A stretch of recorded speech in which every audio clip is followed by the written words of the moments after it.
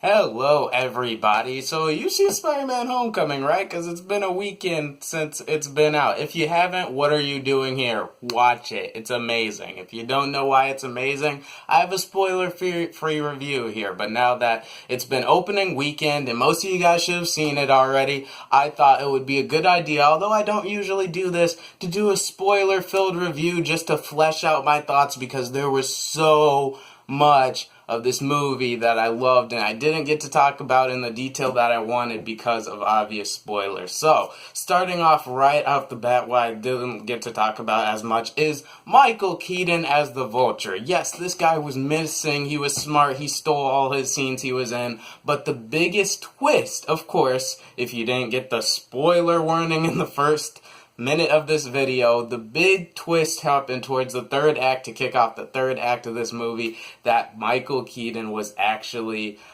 Liz Allen's, Peter's crush in the movie, her father, and the scene was executed so well. So we spent the last 5 minutes in a montage of Peter getting all snug and dressed up for homecoming. He goes to his date's door, and the music cuts as Michael Keaton opens the door. The whole execution, as far as Peter just awkwardly just tiptoeing around, like saying the right things and being himself to impress her dad, and just like looking at him like, wait, I know you, you're the, oh my goodness, because the whole theater, every time, I've seen it twice so far this weekend, and the whole theater, the reaction is the same all this time. What? No way! Because it's funny, the first time I saw the movie, I thought when he opened the door, I was like, oh, so that means he figured out Peter's identity off screen. Is he Lex Luthor? Can he just figure out the hero's identity without you seeing it? But yeah, that whole sequence was great. I love the warehouse scene where he talks to Peter and he tries to bond with him. He tries to make him understand. He's like, look, kid, you're young. You don't understand how the world works. These people like the Stark and the Avengers, they don't care about us. We have to make do with by just basically picking up their scraps, and that's not fair. But Peter I love the naivety that was shown with Peter's character. Like, no, I know this is wrong, so I gotta take you down. I love that. Another thing I didn't get to address as much was all the references were so great in this movie. From Donald Glover, from Gambino's scene as far as the interrogation protocol, where I thought, not a lot of people I've talked to have seen this connection, but I thought Marvel was taking a jab at DC via Arrow. So when Spider-Man first uses the voice modulator to corner Gambino, he sounds just like Oliver Queen, the Arrow, in the first couple seasons wherein he does interrogations. Brilliant scene. Flawlessly executed. I love that. Also, there were quite a few references to the old Sam Raimi original trilogy with Tobey Maguire, for instance, when Ned, Peter's best friend, first finds out, like, his secret identity, he's like, why don't you just stand on a rooftop and test how far your webs go? Which was, to me, a reference to Toby standing on top of the building going, go web!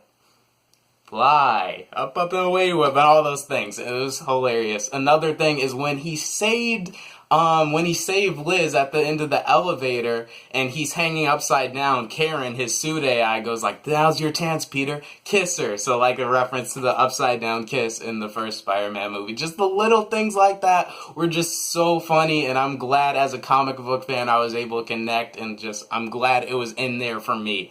Also, the Captain America training high school videos were so funny. I definitely appreciate them much more the second time. Just using all that random footage that was applicable for the universe to connect to the MCU, like Cap saying, so, you got detention. You screwed up. I've been frozen for 65 years. I know how to be cool, and that's by following the rules. And of course, the end credit scene, which I'll get to, just hilarious, just great.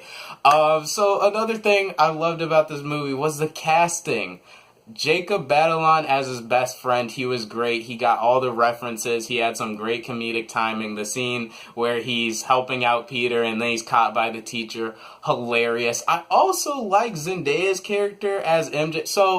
So she plays a character named Michelle, right? But at the end of the movie, she's like, oh, my friends call me MJ. So fans are like, what? She's playing Mary Jane? And it's like, no, not exactly. She's not playing Mary Jane, she's playing Michelle, but they gave her that initials as like a harkening back to the original character, but they're clearly trying to do something different with it. So it was clearly set up, but I didn't mind it. I thought it was perfectly fine as it was. Another thing, I love how much of a friendly neighborhood Spider-Man this is. To me, this is the most comic accurate, just clearly like self-referential to the original source material. You see him helping out just random street crimes. You see him just like helping out civilians much more than you did in the other movies. You see him taking the subway. You see him just being a local, and that was really a cool thing that I thought we didn't see as much more in the movies. You see him taking the subway. You see him interacting with grocery store clerks, helping old ladies across the street. And I was just like, yes, that is Spider-Man, the friendly neighborhood Spider-Man. Speaking of Spider-Man, Tom Holland actually just obliterated his role. He was such a good Spider-Man. I knew this kid had potential when I saw him in Civil War, and man, does he own the part. He is such a great balance of the wisecracking but nerdy, but endearing and naive Peter Parker that we know and love. I love in this movie that they showed he's just a kid. The second time I watched this movie, I was like, wait a minute. I'm just now noticing this. This is the first Spider-Man movie ever when Spider-Man doesn't make out with the girl he's pining after at some point or another. I was like, huh, yeah. In this movie, he's really just a kid, and I love that. Another scene that showed that so well was when he gets a concussion and he's trapped in like a maximum security vault for like a couple minutes, so it seems like hours to him. And he's just talking to his suit AI. He's telling him about his problems. He's telling him about his crushes, and he's just like, just thinking. It was such a human moment, and I loved the fact how we haven't seen that dynamic of Spider-Man, that he's just a 15-year-old kid. I love that. And of course, that's a great segue into the best scene of the movie. Vulture knocks the roof on him, and he has to muster up the courage and just to break himself out of there. That was a reference to one of the 60s comics I have read a long time ago. It was a 60s comic where Aunt May was dying, but he had to, and he got like a vault dropped on him, but he had to do the same thing. He had to motivate himself to find the strength to just lift it off him. It was such a vulnerable scene. You saw him be a kid. You saw he's vulnerable. He's like crying out for help, literally crying out for help. Such a great scene, comic book inspired, great performance by Tom Holland. I love that scene. And this is another time I realized, I was like, wow, this movie, as great as Spider-Man 2 was, this movie just had everything. I mean, what it didn't have was it didn't have a cheesy montage like where he's walking down realizing he's not Spider-Man anymore, like raindrops keep falling on my head. No, there's nothing like that in this movie. It's fun. It's fun, but it's not like cheesy in the way that the Raimi films were at multiple points. I love Tobey Maguire as Spider-Man, but again, this kid Tom Holland, he just owns the role. So towards the end, he beats Vulture. Tony gives him the upgrade. He shows him the Iron Spider suit, which is looking mighty sleek. And I'm like, he's definitely wearing that for Infinity War, which I'm excited for. But Peter declines. He goes back and he receives his old suit again. And Aunt May just comes in, what the? And then they just cut to black. I thought that was so, like, such an interesting way to end it that I didn't expect, because we've never seen in these movies. Yeah, Aunt May has alluded to knowing Peter Spider-Man, but we've never seen her blatantly find out in the movie, so I'm definitely excited to see where they're taking that. As far as that, it's not a lot.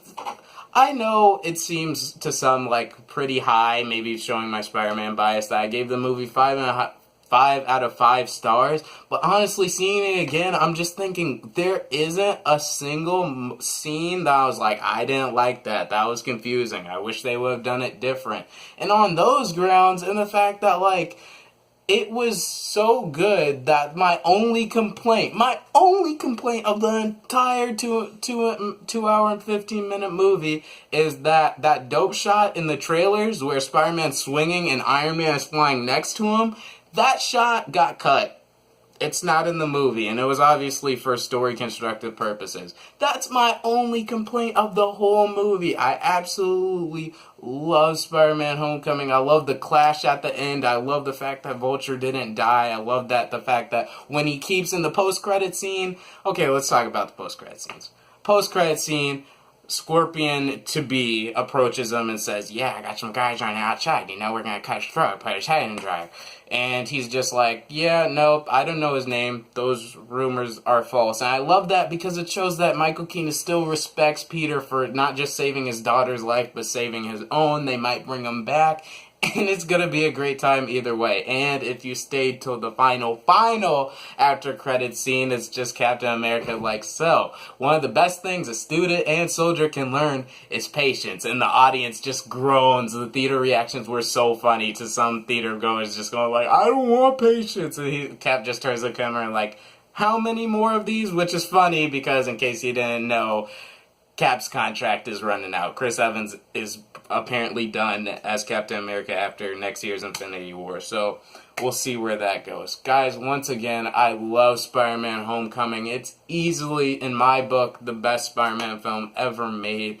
And I'm just so glad. This was my most anticipated film, not just of the summer, but probably the year. So I'm so glad that they finally delivered. As far as the future of July for reviews, it's gonna be really weird because I haven't seen any of the Planet of the Apes movies, but I hear they're really good, but I'm trying to watch them and maybe review the next one when that comes out this Friday. I'm super excited. As far as the rest of the month, I'm super excited for Dunkirk because Christopher Nolan's like my favorite director, so maybe I'll try my best to get out a review for Dunkirk. But besides that, I'm going on vacation. We'll see what other kinds of movies we're gonna see. But yeah, really odd for me to do a video like this, but there was so much in this movie to talk about. But either way, guys, I'm packed. Thanks so much for hearing my perspective, and I'm out for now.